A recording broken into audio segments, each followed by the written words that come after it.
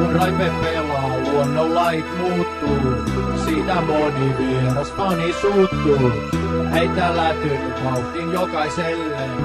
Tarvit vain kyky luistelulle. Taas tuli maali syötöstä Raimon.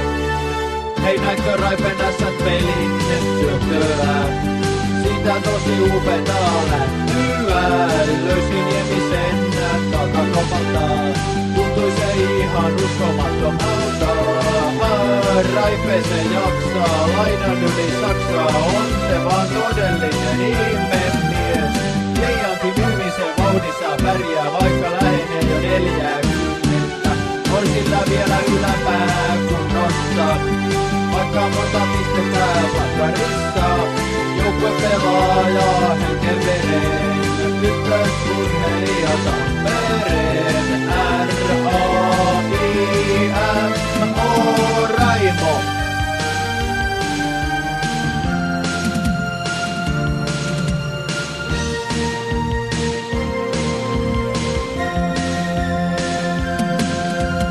Kun näin sen kerran pelailevan, niin et voi vaatia, kun sitä unohtavan. Raimo pelin ylivoimalla haltuun ottaa ja silloin yleensä vastustajan ottaa.